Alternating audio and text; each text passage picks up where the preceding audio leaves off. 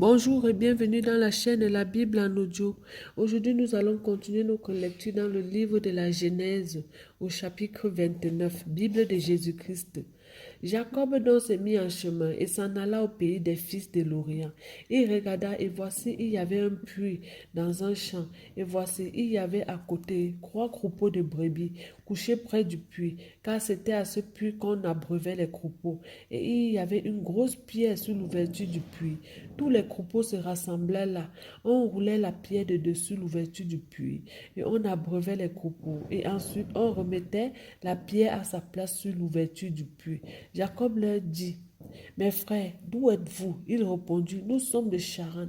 Il leur dit: connaissez-vous Laban, fils de Nachor? Ils répondirent: nous le connaissons.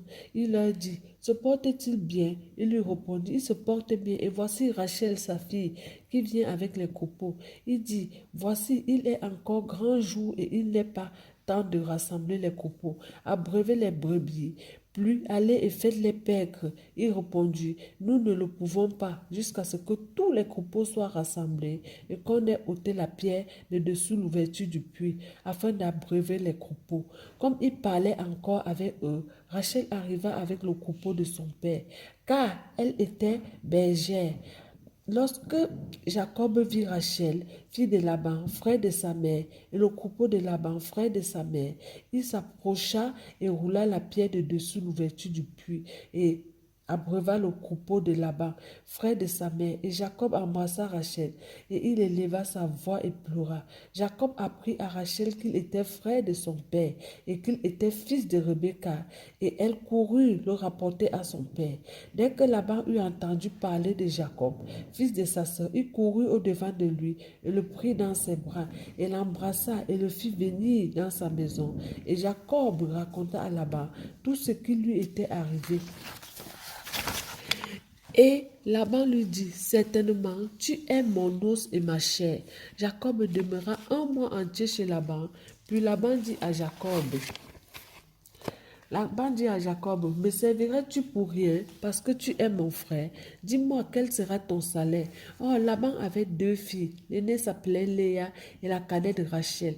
Léa avait les yeux délicates, mais Rachel était belle de taille et belle de figure.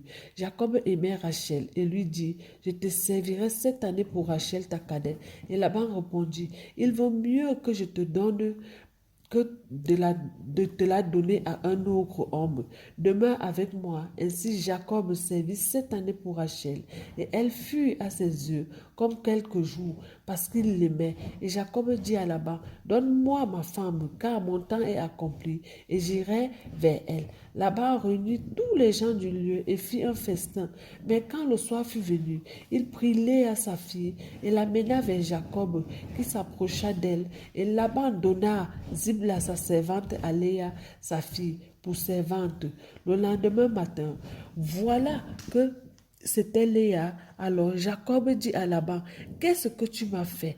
Ne t'ai-je pas servi chez toi pour Rachel? Et pourquoi m'as-tu trompé? Laban répondit: cela ne se fait pas chez nous de donner la plus jeune avant l'aînée. Achève la semaine avec celle-ci, et nous te donnerons aussi l'autre pour le service que tu feras encore chez moi cette autre année. Jacob donc fit ainsi, et il acheva la semaine avec Léa, et Laban lui donna aussi pour femme Rachel sa fille. Et Laban donna Bilha sa servante à Rachel sa fille pour servante. Jacob alla aussi vers Rachel, et il aimait Rachel plus que Léa. Et il servit encore chez Laban 7 autres années. Yahweh vit que Léa était haïe, et il ouvrit sa matrice, tandis que Rachel était stérile.